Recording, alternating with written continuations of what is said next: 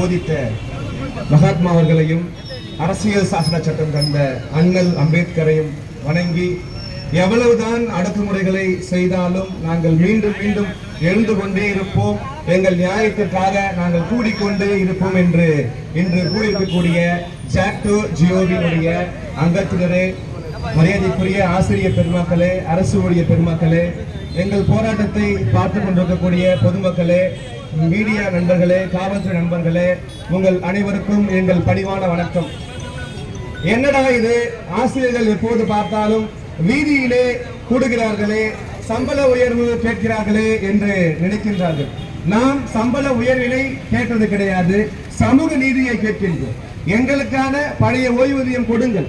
எங்களுடைய வாழ்வினை எல்லாம், எங்களுடைய அறிவினை எல்லாம் இந்த மக்களுக்காகவும் மாணவ செல்வங்களுக்காகவும் பயன்படுத்துகின்றோம்.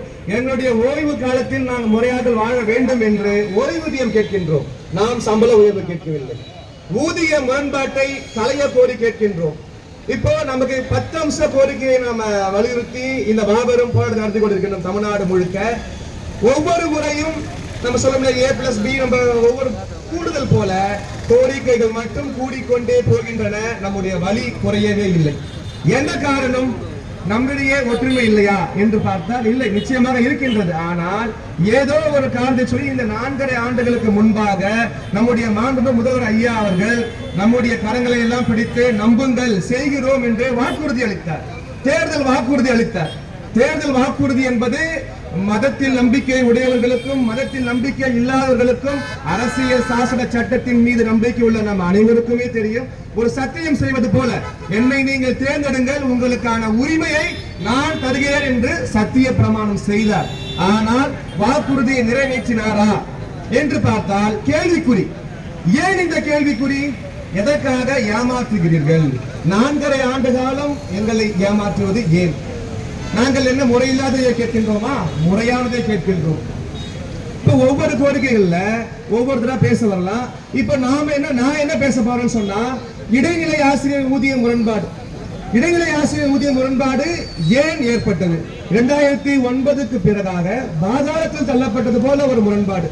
முதுகலை ஆசிரியர் பெருமக்களுக்கு முரண்பாடு. அப்போ எங்களை ஏன் முரண்பாட்டோடு அலைய வைக்கின்றீர்கள்? நம்முடைய அண்ணா அவர்களுடைய சிலைக்கு முன்பாக நாம் போராடி கொண்டிருக்கின்றோம். நம்முடைய அண்ணா அவர்களுடைய வழியில் வந்த மாண்புமிகு தமிழக அரசு, அண்ணாவுடைய கருத்து என்ன? ஆசிரியர்கள் ஏங்கினால் வகுப்பறைகள் தேங்கும் என்று சொன்னார். இன்று நாங்கள் எல்லாம் எங்கள் மாணவ செல்வங்களை தேங்க வைத்து விட்டு வந்திருக்கின்றோம். ஏன் வீதிக்கு வரவழைத்து எங்களை ஏன் போராட செய்கின்றீர்கள்? ஆசிரியர்களை ஏன் ஏங்க வைக்கின்றீர்கள்? அதாவது அரசு ஊழியர்கள் மக்களுக்கானவர்கள், ஆசிரியர்கள் மாணவர்களுக்கானவர்கள். எங்களை எங்கள் பணி செய்ய விடுங்கள். நாங்கள் கேட்பது எங்கள் உரிமையைத்தான். பழைய ஓய்வூதியம் கொடுங்கள், ஊதிய முரண்பாட்டை களையுங்கள். இது போன்ற ஒவ்வொரு கோரிக்கையாக நாம் கேட்டுக்கொண்டிருக்கின்றோம். இடைநிலை ஆசிரியர் ஊதிய முரண்பாட்டை பற்றி நான் சொன்னேன், பேச சொல்லிட்டு, அப்ப 2009 இடைநிலை ஆசிரியர் ஊதிய முரண்பாடு வரும்போது யார் ஆட்சியில் இருந்தார்கள் என்று எல்லோருக்கும் தெரியும்.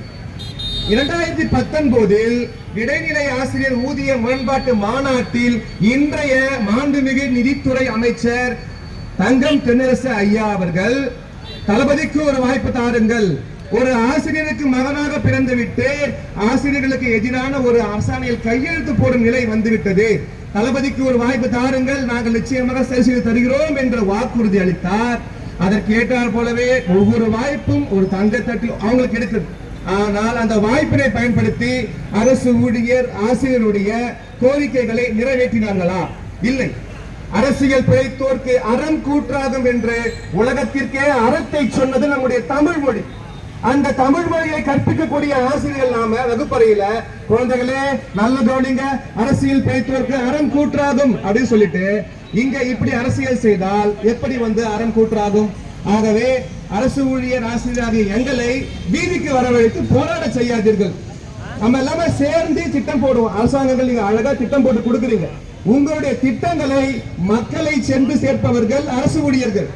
உங்களுடைய திட்டங்களுக்கு வண்ணம் கொடுத்து மாணவ செல்வங்களை உருவாக்குபவர்கள் ஆசிரியர்கள். ஆக அரசு ஊழியர்களையும் ஆசிரியர்களுக்கும் நிறைய திட்டங்களை கொடுத்து செய்ய சொல்கின்றீர்கள். நாங்களும் மிக சிறப்பாக செய்து கொண்டிருக்கின்றோம்.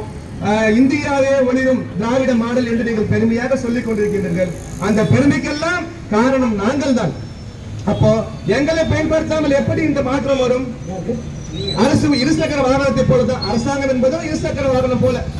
முன்னாடி ஓடக்கூடிய சக்கரம் ஆசிரியர்கள் சக்கரம், பின்னால் வரக்கூடியது அரசு ஊழியர் சக்கரம். இரண்டு சக்கரமும் சிறப்பாக ஓடினால்தான் அரசு இயந்திரமானது மிக சிறப்பாக இயங்கிக் கொண்டிருக்கின்றது. இந்தியாவிலேயே இந்த ஜிடிபி வளர்ச்சியில், உயர்கல்வி வளர்ச்சியில், கல்வி வளர்ச்சியில், மருத்துவத்துறை வளர்ச்சியில், இலக்கிய வளர்ச்சியில் நாம் என்ன பண்றோம்? முன்னாடி இருக்கின்றோம் என்று பெருமையாக சொல்லிக் கொள்கின்றோமே. எங்களை ஏன் இப்படி அலைக்கடிக்கின்றீர்கள்? தயவு செய்து எங்களுடைய கோரிக்கையினை நிறைவேற்றி முடியுங்கள். உண்மையில் எங்கள் கோரிக்கையை நிறைவேற்றாவிட்டால் தயவு செய்து என்று தயவை காட்டிக் கொண்டிருக்கக்கூடிய நாங்கள் ஏன் இப்படி பண்ணீங்கன்னு சொல்லிட்டு கோபமாக கத்தக்கூடிய நிலைக்கு தள்ளிவிடாதீர்கள். 4.5 ஆண்டு காலம் என்பது ஒரு நெடுங்காலம். உண்மையாகவே ஒரு அதிகாரம் கிடைத்தால் நன்மையை செய்ய பயன்படுத்த வேண்டும். அந்த அதிகாரம் என்பது எல்லா மக்களுக்கும் சென்று சேர வேண்டும். கிராமப்புறத்திலே ஏழைகளினுடைய கத்திகளையும் கடப்பாறைகளையும் மண்வெட்டிகளையும் களைவெட்டுகளையும் பிடிக்கக்கூடிய பெற்றோருடைய குழந்தைகளுக்கு கல்வி வளர்ச்சியை கொடுக்கக்கூடிய எங்களை ஏன் வீதிக்கு வர வைத்து கத்தளிக்கின்றீர்கள்?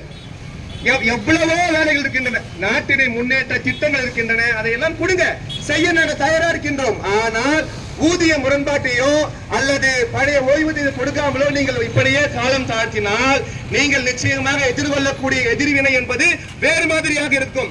நீங்கள் நினைப்பது போல நாங்கள் சாதாரணமானவர்கள் அல்ல, கருத்தியலாளர்கள். நாங்கள் கருத்தியலை உருவாக்குபவர்கள். நாங்கள் கருத்தியலை கிராமம் கிராமமாக, மக்கள் மக்களாக நாங்கள் சென்று மக்கள் மன்றத்திலே முறையிடுவோம். குறிஞ்சாவரத்தில் பேசும்போது தாத்தா நின்று இருந்தார். ஐயா, இதுதான் எங்க பிரச்சனை. 8370 ரூபாய் கொடுத்தாங்க ஐயா, அடுத்த நாள்ல இருந்து 5200 ரூபாய் வாங்கிட்டாங்க. இது நியாயமா ஐயான்னு சொன்ன உடனே ரொம்ப தப்பு பாருங்க. அப்போ அந்த மாதிரி பேசிட்டு இருந்த எங்களால் கிராமம் கிராமமாக சென்று மக்கள் மன்றத்தில் முறையிட முடியாதா? நாங்கள் அதனையும் செய்வோம். ஆக அரசு, மாண்புமிகு அரசு, நீங்கள் என்ன சொன்னீர்களோ, வாக்குறுதியை கொடுத்தீர்களோ அந்த வாக்குறுதியை நிறைவேற்றுங்கள். யாருக்கும் பாரபட்சம் பார்க்காமல் நீதி வழங்க வேண்டும் என்று சொல்லக்கூடிய நம்முடைய நாட்டில் இப்படியாக அங்கங்கே ஒவ்வொரு ஆசிரியருக்கும் பிரச்சனை. இடைநிலை ஆசிரியரா ஊதியம் பண்பாடு பிரச்சனை, பட்டதாரி ஆசிரியரா பணிச்சுமை பிரச்சனை, முதுகலை ஆசிரியரா ஊதியம் பண்பாட்டு பிரச்சனை, பேராசிரியர் பெருமக்கள்